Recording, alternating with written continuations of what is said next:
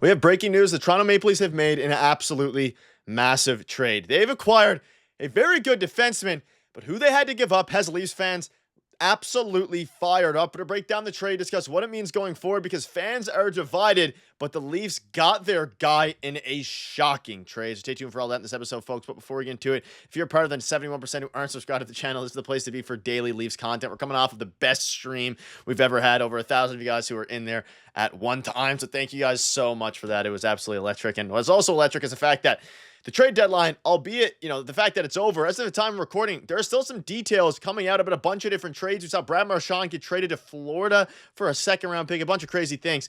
But Darius, compared to the last video we had, in case you missed the live stream, we were talking about how the Leafs needed to make another move and get a defenseman or Brad Marchand, one of those guys. They got a defenseman, and it is not the defenseman we all thought. Still piecing the details together. Brandon Carlo for a first-round pick, and yes, you're seeing that right. Fraser Minten. Connor Timmins is going the other way. Connor Duer's going the other way. There is going to be some salary retention. We don't know the exact details yet. Once that comes out, we will, of course, provide you with another video breaking that down. But Darius, they gave up Minten and a first to get Brandon Carlo, and they also, of course, they got Scott Laughton. A very good trade deadline, but man, oh man, is this a hefty price to play for a defenseman. It's a big price, but he's a very good defenseman, and I think Leaf fans are going to fall in love with Brandon Carlo very, very quickly. And he's going to be in the lineup tomorrow night. Craig Berube has already confirmed that Scott Laughton and Brandon Carlo are going to play for the Leafs tomorrow night. But this was a sneaky good trade for Brad Treliving to make. Connor Timmins going the other way to Pittsburgh and Connor Dewar to free up that salary cap space. We don't know the exact details in terms of what year or any conditions on the first round pick at the time of recording this. Obviously we'll have subsequent videos to cover that, and obviously there's some other details we'll have to get into too, like retained salary and stuff like that. But pretty big move here in terms of moving those guys out for the salary, bringing in Brandon Carlo. He's 6'5", 220 pounds, right shot defenseman who signed for the rest of this year, next year, and the year after that at a $4.1 million cap hit. Fantastic deal for Brad Treliving. He's a physical force. He's a really good, second pairing right shot defenseman. This came out of nowhere, seemingly. We've been looking at UFAs or guys who have 1 year of term left. This is a guy who has 2 more years left. This is a great deal for the Leafs. And I mean, yes, Fraser Minten, probably his ceiling, something like a second line center, something like that. Probably, like a career third line center. And I think that he had great tools, and I didn't really want to trade him. And I've said that on the channel. This is going to be a tough miss for Leafs fans for sure. But at the same time, if the Leafs are in the third round conference final this year with Brandon Carlo and they're mixing things up and they actually look like a team who can win the Stanley Cup, I don't think anybody's going to be thinking about Easton Cowan or Fraser Minten for that example, for that matter, I should say. And you know what? I thought it was pretty interesting too, through this entire deadline, Easton Cowan, Ben Danford weren't touched either. I think that it's pretty good work from Brad Treliving. Yeah, still a very expensive price to pay in general, but you have a guy now who's under control for 3 more years, 2 years after this season, so 2.5, I guess, or 2 and everyone go 2 1/3. It is a very interesting trade. Now you look at the Leafs blue line, you have a bunch of no one's under 6 foot. Everyone is huge. You have Brandon Carlo leading the way at 6'5", 220 pounds. Of course, Philip Myers right behind him at 6'5", 219. And I mean, at the end of the day, the Leafs needed a right-handed shot defenseman who is going to be very responsible defensively. You compare this to last year's trade deadline, Joel Edmondson, Ilya Lyubushkin. I mean, this is 10 times better than that. And you gave up Connor Timmins and Connor Dewar as well, guys who weren't really playing much at all. I mean, Connor Timmins was, but he'll be replaced, of course, with Brandon Carlo. Connor Dewar wasn't playing a ton. He was playing 6 to 8 minutes a game. And, of course, he was a player who, prior to the season starting, we figured was going to get a lot of run with the Leafs. He didn't really live up to what the Leafs wanted. And also, some other guys stepped up, Bobby McMahon especially, and just moving everybody down a little bit. Of course, Pontus Holmberg even playing better. You can see here, no BS, there isn't a better right-handed defensive fit that the Leafs could have acquired this year than Brendan Carlo. 225, legit a top 4, and a annoyance, we'll say, to play against. I'm still in shock. And it's shocking because there was no links to the Leafs and Brandon Carlo. There was no rumors there. This one came out of the blue, and Connor Dewar and Connor Timmins, both Connors were, albeit one spelled with one N, the other spelled with 2 N's, were both at practice. Both the Connors were at practice. They got pulled off. Well, Connor Timmins did, and then Connor Dewar ended up just leaving after the practice.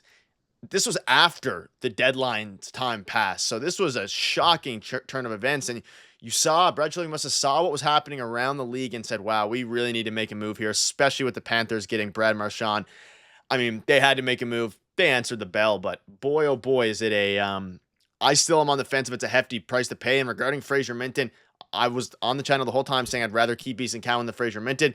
Clearly, the front office agreed, and they ultimately kept Fraser Minton, or they kept Easton Cowan and let go of Fraser Minton. But he basically gave up 2 first-round picks, even though Minton was a second-round pick. I'd say he has a value of a first-round pick. So 2 first-round picks at this point for Brandon Carlo. Fantastic fit, but at the same time, I'm very curious to see what you guys think in the comment section.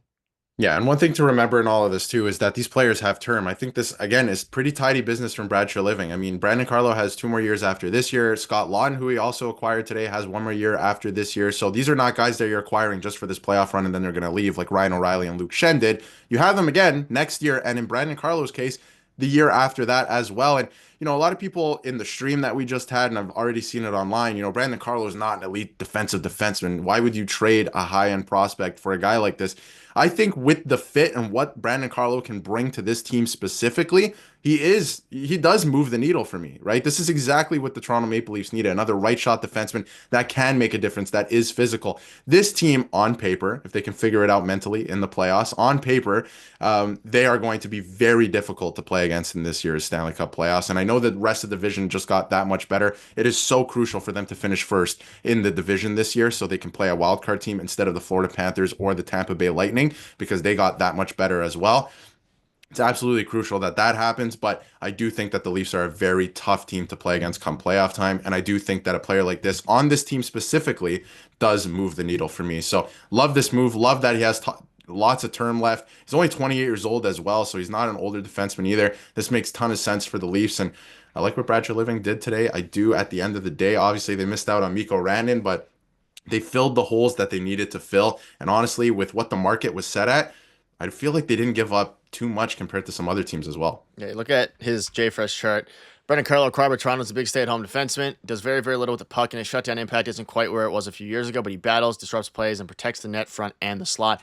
Having a bit of a down year as it pertains to what he once was defensively, but again, $4.1 million cap hit. Obviously, a lot of that is retained by the Penguins, we assume. We don't know the exact percentage yet. Should come out soon, because Bradshaw Living's also going to be speaking to the media soon, which we'll cover. But overall, you look at the defense for the playoffs: Riley, Carlo, McTabe, Tanev, OEL, and Myers.